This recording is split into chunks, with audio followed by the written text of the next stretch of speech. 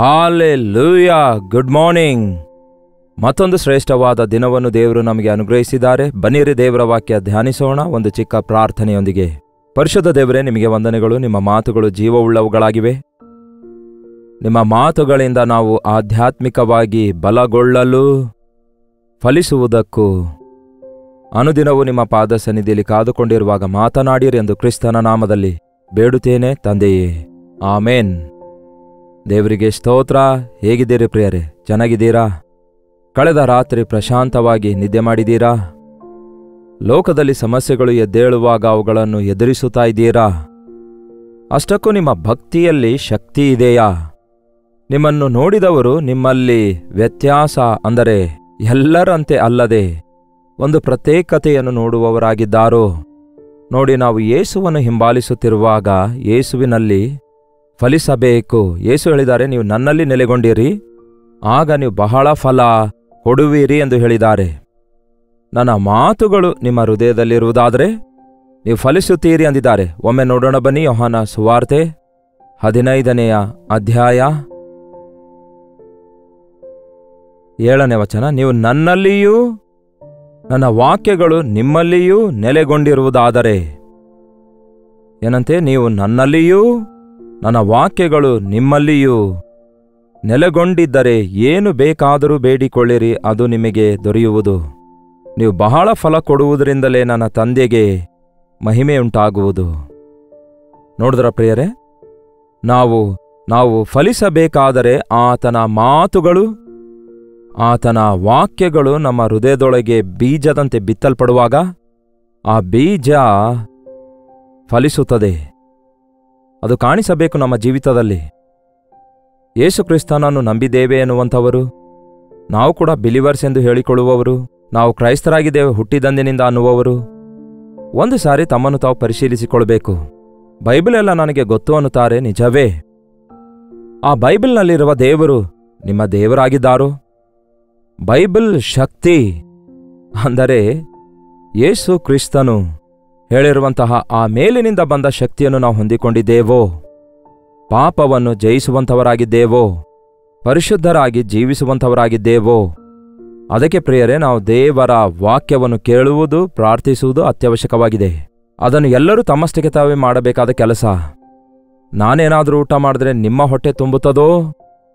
ಊಟದ ವಿಷಯ ಬಂದಾಗ ಎಲ್ಲರೂ ತಮ್ಮ ಪಾಡಿಗೆ ತಾವು ತಿನ್ನಬೇಕಲ್ಲವೇ?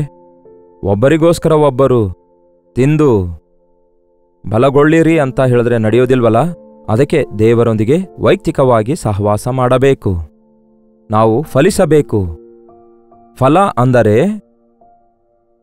ಯಾವುದಾದ್ರೂ ಹಣ್ಣು ಅಂದುಕೊಳ್ತೀರಾ? ಆತ್ಮನ ಫಲ ಏನೆಂದರೆ, ಒಮ್ಮೆ ನೋಡೋಣ ಬನ್ನಿ. ಗಲಾತ್ಯದವರಿಗೆ ಬರೆದ ಪತ್ರಿಕೆ, ಸತ್ಯವೇದದಲ್ಲಿ ಗಲಾತ್ಯ 5ನೇ ಅಧ್ಯಾಯ 22ನೇ ವಚನದಿಂದ ಆತ್ಮನ ಫಲಗಳ ಕುರಿತಾಗಿ ನಾವು ನೋಡ್ತೇವೆ. ಆದರೆ ಆತ್ಮನ ಫಲ ಯಾವ್ಯಾವೆಂದರೆ ಪ್ರೀತಿ, ಸಂತೋಷ, ಸಮಾಧಾನ, ದೀರ್ಘಶಾಂತಿ ಹಾಗೂ ದಯಾಳುತ್ವ, ಒಳ್ಳೆಯತನ, ನಂಬಿಕೆ, ಸಾತ್ವಿಕತ್ವ ಹಾಗೂ ಶಮೆದಮೆ. ಪ್ರೀತಿ, ಸಂತೋಷ, ಸಮಾಧಾನ, ದಯಾಳುತ್ವ, ದೀರ್ಘಶಾಂತಿ, ಒಳ್ಳೆಯತನ, ನಂಬಿಕೆ, ಸಾತ್ವಿಕತ್ವ, ಶಮೆದಮೆ. ಒಟ್ಟು 9 ಇವೆ ಪ್ರಿಯರೇ.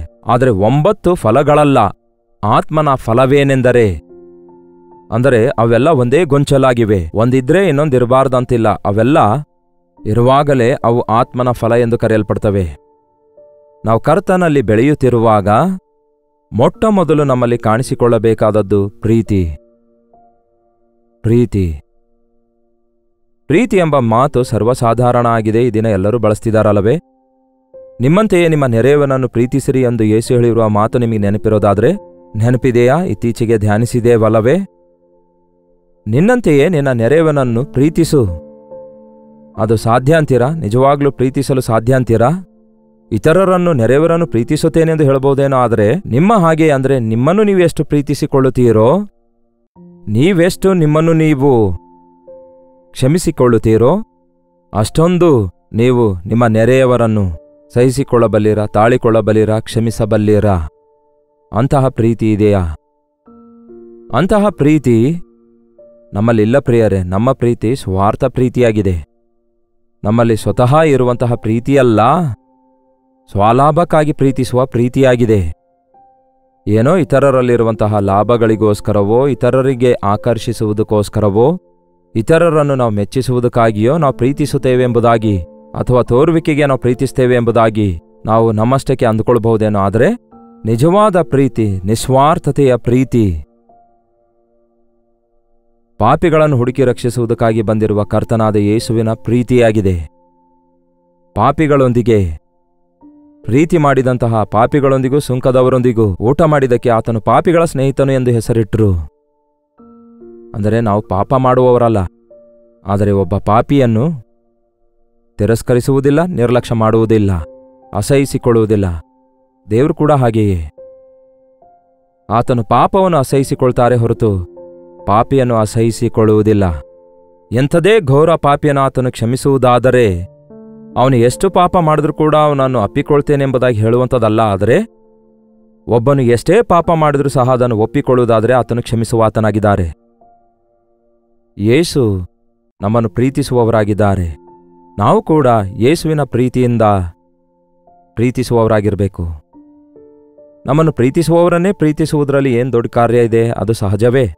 ನಮ್ಮನ್ನು ದ್ವೇಷಿಸುವವರನ್ನು ಪ್ರೀತಿಸಬೇಕು, ನಿಮಗಿಷ್ಟ ಇಲ್ಲದವರನ್ನು ಪ್ರೀತಿಸಬೇಕು. ಹೇಳಿ, ಈ ದಿನ ಹಾಗಾದರೆ ನಿಮ್ಗೆ ಯಾರು ಇಷ್ಟ ಇಲ್ಲ? ಎಲ್ಲಿ ಸಡನ್ ಆಗಿ ನನ್ನ ಹೆಂಡತಿ, ನನ್ನ ಗಂಡ ಎಂಬುದಾಗಿ ದಯಮಾಡಿ ಹೇಳಬೇಡಿ. ಮತ್ತೆ ಕೆಲವರು ಇದೇ ರೀತಿ ಹೇಳ್ತಾರೆ ಈ ದಿನಗಳಲ್ಲಿ. ಬೇರೆ ಯಾರನ್ನಾದರೂ ಪ್ರೀತಿಸ್ತೇನೆ, ಆದರೆ ನಾನು ಹೆಂಡತಿಗೆ ಮಾತ್ರ ಪ್ರೀತಿಸಲ್ಲ ಎಂದು ಒಬ್ಬ ವ್ಯಕ್ತಿ ಹೇಳಿದ. ಅದೇನು, ಯಾಕೆ ಹೆಂಡತಿಗೆ ಪ್ರೀತಿಸಲ್ಲ ಅಂತ ಕೇಳಿದ್ರೆ, ಏನಾದರೂ ಮನಸ್ತಾಪ ಆಗಿದೆಯಾ ಏನು ಅಂತ ಕೇಳಿದ್ರೆ, ಇಲ್ಲ, ನಾನು ಕಟ್ಕೊಂಡೇ ತಪ್ಪು ಮಾಡಿದ್ದೇನೆ ಅನ್ನುತ್ತಾನೆ ಮೇಲಿಂದ. ಏನಂತೆ ನೋಡಿ, ಈ ದಿನಗಳಲ್ಲಿ ಸಹಿಸಿಕೊಳ್ಳಲಾರದೆ, ತಾಳಿಕೊಳ್ಳಲಾರದೆ, ನಮಗೆ ಇತರರು ಮಾಡಿರುವ ಅಪಕಾರಗಳನ್ನು ಮನಸ್ಸಲ್ಲಿಟ್ಟುಕೊಳ್ಳುವುದಾದರೆ, ಅವುಗಳನ್ನು ಕ್ಷಮಿಸದಿದ್ದರೆ ನಮ್ಮಲ್ಲಿ ಪ್ರೀತಿ ಇರಲ್ಲ. ಯೇಸು ಮಾಡಿದ್ದು ಅದೇ. ತಂದೆಯೇ, ಅವರು ಏನು ಮಾಡ್ತಿದ್ದಾರೆ ಎಂದು ಅವರು ಅರಿಯದೇ ಇರುವುದರಿಂದ ಅವರನ್ನು ಕ್ಷಮಿಸಿರಿ ಅನ್ನುತ್ತಾರೆ. ನೀವು ಆತ್ಮೀಕವಾಗಿ ಬೆಳೆಯುತ್ತಿರುವುದಾದರೆ, ನಂಬಿಕೆಯಲ್ಲಿ ಬೆಳೆಯುತ್ತಿರುವುದಾದರೆ, ನಿಮ್ಮ ಹೃದಯದಲ್ಲಿ ಯಾರ ವಿಷಯದಲ್ಲಿಯೂ ಕೂಡ ದ್ವೇಷ ಇರಬಾರದು ಪ್ರಿಯರೇ. ಯಾರನ್ನೂ ನಾನು ಪ್ರೀತಿ ಮಾಡಲ್ಲ ಎಂಬ ಮಾತು ನಿಮ್ಮ ಬಾಯೊಳಗಿಂದ ಬರಬಾರದು.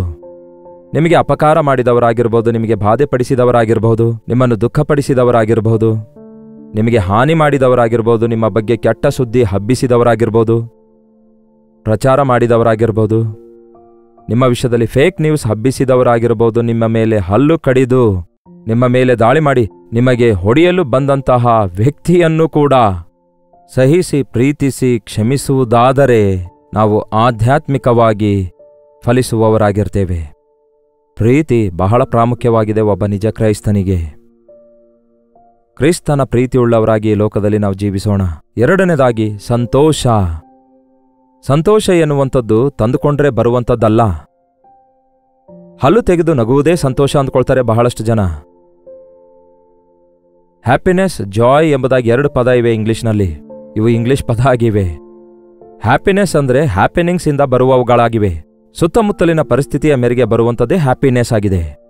ಅಂದರೆ ಸುತ್ತಲೂ ಎಲ್ಲರೂ ನಗುವಾಗ ನಾವು ನಗುತ್ತೇವೆ, ಎಲ್ಲರೂ ಆರ್ಭಟಿಸುವಾಗ ನಾವು ಆರ್ಭಟಿಸುತ್ತೇವೆ. ಅಲ್ಲಿನ ಪರಿಸ್ಥಿತಿಯ ಮೇರೆಗೆ ಎಲ್ಲವೂ ಚೆನ್ನಾಗಿರುವಾಗ, ಎಲ್ಲರೂ ನಮ್ಮನ್ನು ಹೊಗಳುವಾಗ, ನಮಗೆಲ್ಲವನ್ನು ಕೊಡುವಾಗ, ನಮಗೆ ಎಲ್ಲವೂ ಇರುವಾಗ ನಾವು ಸಂತೋಷವಾಗಿರ್ತೇವೆ. ಆದರೆ ಜಾಯ್ ಅಂದರೆ ಆನಂದ, ಅದು ಅಂತರಂಗದೊಳಗಿಂದ ಬರುವಂತಹ ಆನಂದವಾಗಿದೆ. ಒಬ್ಬ ನಿಜವಾದಂತಹ ವಿಶ್ವಾಸಿ ಫಲಿಸುವಾಗ ಪರಿಸ್ಥಿತಿಯ ಮೇರೆಗೆ ಅವನ ಸಂತೋಷ ಹೆಚ್ಚಾಗುವುದಾಗಲಿ ಕಡಿಮೆ ಆಗುವುದಾಗಲಿ ಇರುವುದಾದರೆ, ಪರಿಸ್ಥಿತಿಯ ಆಧಾರದ ಮೇರೆಗೆ ಅವನ ಸಂತೋಷವಿರಲಾರದೆ ಎಲ್ಲಾ ವೇಳೆಯಲ್ಲಿ ಅಂತರಂಗದೊಳಗಿಂದ ಉಕ್ಕಿ ಬರುವಂತಹ ದೇವರು ಕೊಡುವ ಆನಂದವನ್ನು ಹೊಂದಿದವನಾಗಿರ್ತಾನೆ. ಪರಿಶುದ್ಧನಾದ ಪೌಲನು ಫಿಲಿಪಿಯರಿಗೆ ಬರೆಯುವಾಗ ಎಲ್ಲಿಂದ ಆ ಪತ್ರ ಬರೆಯುತ್ತಾನೆ ಗೊತ್ತಾ? ಸೆರೆಮನೆಯಲ್ಲಿದ್ದುಕೊಂಡು ಬರೆಯುತ್ತಾನೆ. ಆ ಕಾಲದಲ್ಲಿ ಸೆರೆಮನೆಗಳು ಹೇಗಿರ್ತಾ ಇದ್ವು ಗೊತ್ತಾ? ಬಹಳ ಹೊಲಸಾಗಿರ್ತಾ ಇದ್ವು, ದುರ್ವಾಸನೆ ಬರ್ತಾ ಇದ್ವು. ಅಂತಹ ಬೇಡಿಗಳಲ್ಲಿದ್ದುಕೊಂಡು ಕರ್ತನಲ್ಲಿ ಸಂತೋಷ ಪಡೆಯಿರಿ, ತಿರುಗಿ ಹೇಳುತ್ತೇನೆ ಕರ್ತನಲ್ಲಿ ಸಂತೋಷ ಪಡೆಯಿರಿ ಎಂಬುದಾಗಿ ಪೌಲನು ಹೇಳ್ತಾನೆ. ಶ್ರಮೆಯಲ್ಲಿ ಕೂಡ ಆನಂದವಾಗಿದ್ದಾನೆ, ಆನಂದಪಟ್ಟು ಇತರರನ್ನು ಪ್ರೋತ್ಸಾಹಪಡಿಸುತ್ತಾನೆ. ನಿಜವಾಗ್ಲೂ ಹೇಳ್ರಿ, ನಿಮ್ಮ ಜೀವಿತದಲ್ಲಿ ನಿಜವಾದ ಸಂತೋಷ ಇದೆಯಾ? ಇಲ್ಲವೇ ಪರಿಸ್ಥಿತಿಗಳ ಪ್ರಭಾವದಿಂದ ಹೆಚ್ಚಾಗುತ್ತಾ ಕಡಿಮೆ ಆಗುತ್ತಾ ಇದೆಯಾ? ಅಂತಹ ನಿಮ್ಮ ಸಂತೋಷ ತಾತ್ಕಾಲಿಕವಾದದ್ದೇ ಆಗಿರುತ್ತೆ. ಆತ್ಮನ ಫಲ ನಿಮ್ಮಲ್ಲಿರುವುದಾದರೆ ಕಷ್ಟದಲ್ಲಿಯೂ ಕೂಡ ನೀವು ಸಂತೋಷಿಸುವವರಾಗಿರ್ತೀರಿ. ತಂದೆ ಚಿತ್ತ ಮಾಡುತ್ತಾ ಇದ್ದೇನೆಂದು ತಿಳಿದ ಯೇಸು ಶಿಲುಬೆಯ ಮೇಲೆಯೂ ಕೂಡ ಆನಂದಿಸುತ್ತಾರೆ. ಆತನ ಬೆವರು ನೆಲದ ಮೇಲೆ ರಕ್ತವಾಗಿ ಹನಿ ಕಡಿದರೂ ಸಹ ಆತನು ಇನ್ನಷ್ಟು ತನ್ನ ತಂದೆಯಲ್ಲಿಯೇ ಆನಂದಿಸುತ್ತಾನೆ. ಈ ಲೋಕದಲ್ಲಿ ನಾವು ನಿಜವಾದ ಸಂತೋಷವುಳ್ಳವರಾಗಿರುವುದಾದರೆ, ಯಾರು ತೆಗೆದುಹಾಕಲಾರದಂತಹ ಸಂತೋಷವುಳ್ಳವರಾಗಿರುವುದಾದರೆ, ನಮಗೆ ಯಾರೇ ಏನೇ ಅಂದರೂ, ಎಷ್ಟೇ ಹೇಳಿದರೂ, ಏನೇ ಮಾತಾಡಿದರೂ, ದಿಗಿಲು ಪಡುತ್ತಾ, ಬಾಧೆ ಪಡುತ್ತಾ, ಕಣ್ಣೀರು ಸುರಿಸುತ್ತಾ, ಕೊರಗುತ್ತಾ ಇರುವುದಾದರೆ ನಿಮ್ಮ ಜೀವಿತದಲ್ಲಿ ಸಂತೋಷ ಎಂಬ ಫಲ ಇಲ್ಲ ಎಂದರ್ಥ. ಸಮಾಧಾನ ಸಮಾಧಾನ ನನ್ನ ತಂಟೆಗೆ ಯಾರು ಬರದೇ ಇರುವವರೆಗೂ ನಾನು ಸಮಾಧಾನವಾಗಿರ್ತೇನೆ ಅನ್ನುತ್ತಾನೆ ಒಬ್ಬ ವ್ಯಕ್ತಿ.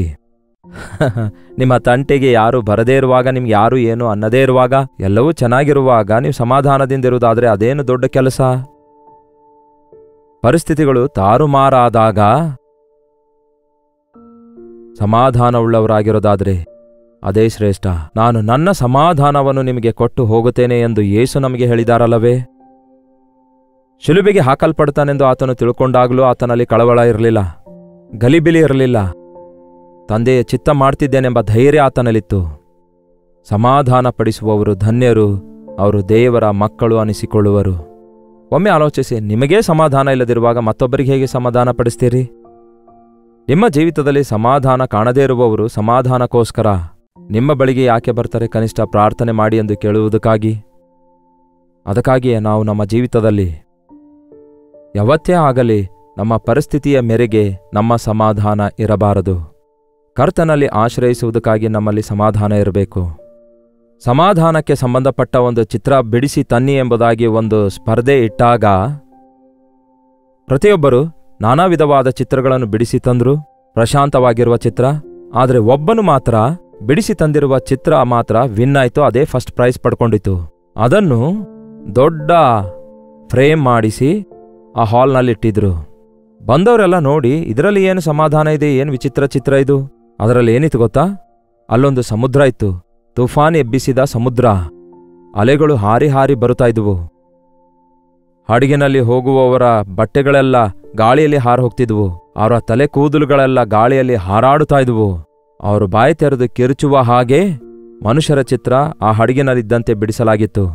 ಆ ಹಡಗಿನ ಮೇಲೆಲ್ಲ ದೊಡ್ಡ ಸಿಡಿಲು ಮಿಂಚು ಕಾಣಿಸಿಕೊಳ್ತಿದ್ವು. ಆ ಚಿತ್ರ ಎಲ್ಲ ನೋಡುವಾಗ ಅಲ್ಲಕಲ್ಲೋಲಮಯವಾಗಿ ಕಾಣಿಸುತ್ತಿತ್ತು. ಇದರಲ್ಲಿ ಎಲ್ಲಿ ಸಮಾಧಾನ ಇದೆ ಅಂದಾಗ, ಅದನ್ನು ಗಮನಿಸಿ ನೋಡಿರಿ ಅಂದಾಗ ಗಮನಿಸಿ ನೋಡುತ್ತಾರೆ, ಆ ಸಮುದ್ರದಲ್ಲಿ ಒಂದು ಬಂಡೆ ಇತ್ತು. ಅಲೆಗಳು ಆ ಬಂಡೆಗೆ ಹಾರಿ ಹಾರಿ ಬಂದು ಬಡಿಯುತ್ತಾ ಇದ್ವು. ಆದರೆ ಬಂಡೆ ಕದಲಲಾರದೆ ಇತ್ತು. ಅಷ್ಟು ಮಾತ್ರವಲ್ಲ, ಆ ಬಂಡೆಗೆ ಒಂದು ಬೆರುಕಿತ್ತು. ಆ ಬೆರುಕಿನಲ್ಲಿ ಒಂದು ಗುಬ್ಬಿ ಇತ್ತು. ಆ ಗುಬ್ಬಿ ಮಾತ್ರ ಪ್ರಶಾಂತವಾಗಿ ಕೂತುಕೊಂಡಿತು, ಯಾವ ಭಯವಿಲ್ಲದಂತೆ ಕೂತುಕೊಂಡಿತು. ಕಾರಣ, ಈ ಬಂಡೆಯೇ ನನಗೆ ಆಶ್ರಯ. ಅದಕ್ಕೆ ದಾವೀದನು ಹೇಳ್ತಾನೆ, ದೇವರೇ ನನ್ನ ಅಡಗುತಾಣವು ನೀನೇ, ನೀನೇ ನನಗೆ ಬಂಡೆಯೂ ಕೋಟೆಯೂ ಆಗಿದೆ ಅನ್ನುತ್ತಾನೆ. ಯೆಹೋವನನ್ನು ಆಶ್ರಯಿಸಿದವರಿಗೆ ಯಾವುದೊಂದರ ಕೊರತೆ ಇರಲ್ಲ. ಯಾವ ಅಪಾಯವೂ ನಿಮ್ಮ ಗುಡಾರದ ಸಮೀಪಕ್ಕೂ ಬರಲ್ಲ. ನಿಮ್ಮ ಸುತ್ತಲೂ ಎಷ್ಟೇ ಗೊಂದಲಗಳಿದ್ರೂ ಕೂಡ ನೀವು ಕರ್ತನನ್ನು ಆದುಕೊಳ್ಳುವುದಾದರೆ, ಯಾವನ ಮನಸ್ಸು ಆತನ ಮೇಲೆ ಆದುಕೊಳ್ಳುವುದೋ ಅಂಥವನನ್ನು ದೇವರು ಪೂರ್ಣ ಶಾಂತನನ್ನಾಗಿ ಮಾಡುವನು ಎಂಬ ಮಾತಿನ ಪ್ರಕಾರ ನಾವು ಸಮಾಧಾನಕರವಾಗಿರುತ್ತೇವೆ. ಪರಿಸ್ಥಿತಿಗಳ ಮೇರೆಗೆ ಕುಗ್ಗಿ ಹೋಗುವವರಾಗಿರುವುದಿಲ್ಲ, ಪರಿಸ್ಥಿತಿಗಳ ಮೇರೆಗೆ ಕಳವಳಗೊಳ್ಳುವಂಥವರೂ ಅಲ್ಲ. ಈ ದಿನ ಅನೇಕರಿಗೆ ನೆಮ್ಮದಿ ಇಲ್ಲ ಪ್ರಿಯರೇ, ನಿದ್ರೆಯೇ ಬರಲ್ಲ. ರಾತ್ರಿ ನಿದ್ದೆ ಮಾಡೋಣ ಅಂದರೆ ನಿದ್ರೆ ಬರಲ್ಲ ಎಂಬುವವರ ಮನಸ್ಸು ಕಳವಳಗೊಂಡಿದೆ ಎಂಬುದಾಗಿ ಅರ್ಥವಲ್ಲವೋ? ಭಯದಿಂದ ಕೂಡಿದೆ ಎಂಬುದಾಗಿ ಅರ್ಥವಲ್ಲವೋ? ಅದಕ್ಕೆ ಕರ್ತನನ್ನೇ ಆಧಾರ ಮಾಡಿಕೊಳ್ಳುವಾಗ ನಾವು ಸಮಾಧಾನಕರವಾಗಿರ್ತೇವೆ. ನಮ್ಮ ಜೀವಿತದಲ್ಲಿ ಸಮಾಧಾನ ಎನ್ನುವುದು ಒಂದು ಫಲದ ರೂಪದಲ್ಲಿ ಬರ್ತದೆ. ನಾವು ಕೊಂಡುಕೊಂಡರೆ ನಮಗೆ ಸಿಗಲ್ಲ, ಪ್ರಯತ್ನ ಮಾಡಿ ನಾವು ತಂದುಕೊಳ್ಳುವಂಥದ್ದು ಕೂಡ ಅಲ್ಲ. ಸ್ವತಃವಾಗಿಯೇ ಆ ಪ್ರೀತಿ, ಆ ಸಂತೋಷ, ಆ ಸಮಾಧಾನ ಬರುವಂಥದ್ದಾಗಿದೆ. ಹೇಳ್ತಾ ಹೋಗೋದಾದ್ರೆ ಪೂರ್ತಿ ಮುಗಿಸ್ಲಿಕ್ಕಾಗೋದಿಲ್ಲ, ಯಾಕೆಂದ್ರೆ ಅನುದಿನದ ಧ್ಯಾನದಲ್ಲಿದ್ದೇವಲ್ಲವೇ? ನೀವು ಮೇಲಿಂದ ಮೇಲೆ ಈ ವಚನಗಳನ್ನು ಧ್ಯಾನಿಸಿರಿ. ದಿನಾಲೂ ಹೇಳುತ್ತಿದ್ದೇನಲ್ಲವೇ? ಯಾಕೆಂದ್ರೆ ಆನ್ ಆ್ಯಂಡ್ ಎವರೇಜ್ ನೀವು ಒಂದು ಕಾರ್ಯಕ್ರಮ 10 ನಿಮಿಷಕ್ಕಿಂತಲೂ ಹೆಚ್ಚಾಗಿ ವೀಕ್ಷಿಸಲಿಕ್ಕಾಗುವುದಿಲ್ಲ. ಅದರಲ್ಲೂ ಬೆಳಗ್ಗೆ ಬಹಳ ಕೆಲಸಗಳಿರುತ್ತವೆ. ಅದಕ್ಕಾಗಿಯೇ ಇತ್ತೀಚೆಗೆ ಇನ್ನೂ ಕಡಿಮೆ ಮಾಡಿದ್ದೇವೆ. ಆದರೂ ಕೆಲವರು ಆಸೆಯಿಂದ ಎದುರು ನೋಡ್ತಾ ಇರುವುದರಿಂದ ಪ್ರತಿದಿನ ಅನುದಿನದ ಧ್ಯಾನ ಪ್ರಸಾರ ಮಾಡ್ತಿದ್ದೇವೆ. ನಿಮಗೆ ಅನುಕೂಲವಾದ ಸಮಯದಲ್ಲಿ ವೀಕ್ಷಿಸಲು ಇದು ಯಾವಾಗಲೂ ಯೂಟ್ಯೂಬ್ನಲ್ಲಿ ನಿಮಗೋಸ್ಕರ ಲಭ್ಯವಾಗಿರುವಂಥದ್ದಾಗಿದೆ ಈ ಸಂದೇಶಗಳು. ಯಾಕೆಂದರೆ ನೀವು ವಾಕ್ಯ ಕೇಳುವಾಗ ದೇವರ ಥಾಟ್ ಒಂದು ನಿಮ್ಮ ಮನಸ್ಸಲ್ಲಿ ಬೀಳೋದಾದರೆ ಅದು ಫಲಿಸುತ್ತೆ. ಹಾಗೆಯೇ ಅದನ್ನು ಧ್ಯಾನಿಸುವಾಗ ಅದರಿಂದ ನಿಮ್ಮ ಎಲ್ಲ ಅವಶ್ಯಕತೆ ತೀರುವ ಹಾಗೆ, ನಿಮ್ಮ ಅನುಮಾನ ಎಲ್ಲ ತೀರುವ ಹಾಗೆ ನಿಮ್ಮನ್ನು ಆಧ್ಯಾತ್ಮಿಕವಾಗಿ ಬಲಪಡಿಸುತ್ತದೆ. ಒಂದು ಪಿಲ್ ತೆಗೆದುಕೊಂಡಾಗ ಮಲ್ಟಿವಿಟಮಿನ್ ಪಿಲ್ ಕೊಡ್ತಾರಲ್ಲವೇ, ಹೇಗೆ ವಿಟಮಿನ್ ಡೆಫಿಷಿಯನ್ಸಿ ಕಡಿಮೆ ಆಗುತ್ತೋ ಹಾಗೆಯೇ ಒಂದು ಮಾತು, ದೇವರ ಕನಿಷ್ಠ ಒಂದು ಮಾತು ನೀವು ನುಂಗುವುದಾದರೆ, ನಿಮ್ಮ ಹೃದಯದೊಳಗೆ ಸೇರುವುದಾದರೆ ನಿಮ್ಮ ಬಲಹೀನತೆಗಳನ್ನೆಲ್ಲ ಅದು ಸರಿಪಡಿಸುತ್ತದೆ. ಸೈತಾನನನ್ನು ಎದುರಿಸಬಲ್ಲಂತಹ ಶಕ್ತಿಯನ್ನು ಅನುಗ್ರಹಿಸುವುದಷ್ಟೇ ಅಲ್ಲ, ನೀವು ಫಲಿಸಿ ಅಭಿವೃದ್ಧಿ ಹೊಂದುವ ಹಾಗೆ ಆತ್ಮನ ಫಲ ಫಲಿಸುವವರಾಗಿ ನಾವಿರ್ತೇವೆ. ಅಂದರೆ ಪ್ರೀತಿ, ಸಂತೋಷ, ಸಮಾಧಾನ. ಮತ್ತೇನಿದೆ ನೋಡಿ, ಪ್ರೀತಿ, ಸಂತೋಷ, ಸಮಾಧಾನ, ದೀರ್ಘ ಶಾಂತಿ, ದಯಾಳುತ್ವ, ಒಳ್ಳೆಯತನ, ನಂಬಿಕೆ, ಸಾತ್ವಿಕತ್ವ, ಕ್ಷಮೆ, ದಮೆ. ದೀರ್ಘ ಶಾಂತಿ, ದಯಾಳುತ್ವ, ಒಳ್ಳೆಯತನ, ನಂಬಿಕೆ, ಸಾತ್ವಿಕತ್ವ, ಸ್ವನಿಯಂತ್ರಣ. ಒಬ್ಬ ಕ್ರೈಸ್ತನು ಹೇಗಿರಬೇಕು ಎಂದು ನೀವು ಕೇಳುವುದಾದರೆ ಇಗೋ ಹೀಗಿರಬೇಕು. ಕಂಡದ್ದೆಲ್ಲ ಕೊಂಡುಕೊಳ್ಳುವವರಾಗಿ, ಕಣ್ಣು ಬಯಸಿದ್ದೆಲ್ಲ ತಂದುಕೊಳ್ಳುವವರಾಗಿ, ಶರೀರ ಆಶಿಸಿದ್ದೆಲ್ಲದಕ್ಕೂ ಒಳಗಾಗುವಂಥವರಾಗಿರದೆ ಜಯಜೀವಿತವುಳ್ಳವರಾಗಿರಬೇಕು, ಸ್ವನಿಯಂತ್ರಣವುಳ್ಳವರಾಗಿರಬೇಕು, ತಮ್ಮ ಇಚ್ಛೆಗಳನ್ನೆಲ್ಲ ಆಸೆಗಳನ್ನೆಲ್ಲ ಶಿಲುಬೆಗೆ ಹಾಕುವವರಾಗಿರಬೇಕು. ನಂಬಿಕೆ ಉಳ್ಳವನಾಗಿರುವವನೇ ನಿಜವಾದ ಕ್ರೈಸ್ತನು. ನಂಬಿಕೆಯಿಲ್ಲದೆ ದೇವರನ್ನು ಮೆಚ್ಚಿಸುವಂಥದ್ದು ಅಸಾಧ್ಯ. ನಾವು ನೋಡಿ ನಡೆಯುವವರಾಗಿರದೆ ನಂಬಿಕೆಯಿಂದಲೇ ನಡೆಯುವವರಾಗಿದ್ದೇವೆ. ನಮ್ಮ ಭಕ್ತಿ ನಂಬಿಕೆಯಲ್ಲಿ ದಿನೇ ದಿನೇ ಅಭಿವೃದ್ಧಿ ಹೊಂದಬೇಕು. ನಮ್ಮ ಜೀವಿತದಲ್ಲಿ ಸಾತ್ವಿಕತ್ವ, ಆ ದೀನತೆ, ಆ ತಗ್ಗಿಸಿಕೊಳ್ಳುವಿಕೆ, ಆ ಪ್ರೀತಿ, ಅದೊಂದು ಮಿಕ್ಸರ್ ಥರ. ಸಾತ್ವಿಕತ್ವ ಅಂದರೆ ದೀನತೆ ಹಾಗೂ ಈ ಸಾತ್ವಿಕತ್ವ ಒಂದೇ ಆಗಿವೆ. ದೀನತೆ, ಪ್ರೀತಿ, ದಯೆ ಇವೆಲ್ಲ ಒಟ್ಟಿಗೆ ಸೇರಿಸುವಾಗ ಪರಿಪೂರ್ಣವಾದಂತಹ ಅದೊಂದು ಸ್ವಭಾವ ಆಗಿರುತ್ತೆ. ಯೇಸು ಕ್ರಿಸ್ತನನ್ನು ನಂಬಿದವರ ಜೀವಿತದಲ್ಲಿ ಇವೆಲ್ಲ ಕಾಣಿಸುವಾಗ ಪ್ರಿಯರೇ, ಲೋಕ ಈಗಾಗಲೇ ಯೇಸುವನ್ನು ಕಂಡುಕೊಳ್ಳುತ್ತಾ ಇತ್ತು. ನಾವು ಆತನ ಹೆಸರಿಟ್ಕೊಳ್ತಿದ್ದೇವೆ, ಆತನನ್ನು ಹಿಂಬಾಲಿಸ್ತಿದ್ದೇವೆ. ಇದು ಓವರ್ನೈಟಲ್ಲೇ ಆಗಬೇಕೆಂದು ಅಪೇಕ್ಷಿಸಬಾರದು. ಒಂದು ಮರದ ಬೀಜ ಬಿತ್ತಿದಾಗ ಅದು ಮೊಳಕೆ ಒಡೆದು ಬೆಳೆದು ಹೂ ಬಿಟ್ಟು ತಕ್ಕ ಕಾಲದಲ್ಲಿ ಫಲ ಬಿಡುತ್ತೆ. ಅದಕ್ಕೆ ವಿಶ್ವಾಸಿಗಳಾದ ನಮ್ಮನ್ನು ದೇವರು ವಾಕ್ಯದಿಂದ ಬಲಪಡಿಸ್ತಿದ್ದಾರೆ. ಆದರೆ ವರ್ಷಗಳಿಂದಲೂ ವಾಕ್ಯ ಕೇಳ್ತಿರುವ ನೀವು ಇನ್ನೂ ಫಲಿಸಲಾರದ ಮರದಂತಿರುವುದಾದರೆ, ಒಳ್ಳೆ ಫಲ ಕೊಡದ ಪ್ರತಿಯೊಂದು ಮರವನ್ನು ಕಡಿದು ಹಾಕಲ್ಪಡುವುದು ಎಂದು ಯೇಸು ಹೇಳಿದಂತೆಯೇ ಇಗೋ ಕರ್ತನ ಬರೋಣ ಬಹು ಸಮೀಪವಾಗಿದೆ. ಪ್ರತಿಯೊಬ್ಬನಿಗೂ ತೀರ್ಪು ವಿಧಿಸಲಾಗ್ತದೆ. ಅದಕ್ಕೆ ದೇವರು ಕೊಟ್ಟ ಅವಕಾಶಗಳನ್ನೆಲ್ಲ ಉಪಯೋಗಿಸಿಕೊಳ್ಳೋಣ. ದಿನೇ ದಿನೇ ದೇವರೊಂದಿಗೆ ಸಹವಾಸ ಮಾಡುತ್ತಾ ಆಧ್ಯಾತ್ಮಿಕ ಜೀವಿತದಲ್ಲಿ ಬೆಳೆಯೋಣ. ಆತ್ಮನ ಫಲಗಳನ್ನು ಫಲಿಸಿ ನಮ್ಮ ಸುತ್ತಲಿರುವವರಿಗೆ ಆಶೀರ್ವಾದಕರವಾಗಿ ಜೀವಿಸೋಣ. ಪ್ರಾರ್ಥನೆ. ಪರಿಶುದ್ಧ ದೇವರೇ, ಪ್ರೀತಿಯುಳ್ಳ ತಂದೆಯೇ, ಮತ್ತೊಂದು ಸಾರಿ ನಿಮ್ಮ ಪಾದ ಸನ್ನಿಧಿಗೆ ಬರುತ್ತೇವೆ. ನಿಮ್ಮಲ್ಲಿ ನೆಲೆಗೊಂಡು ನಾವು ಫಲಿಸುವಂತೆ ಸಹಾಯ ಮಾಡಿರಿ.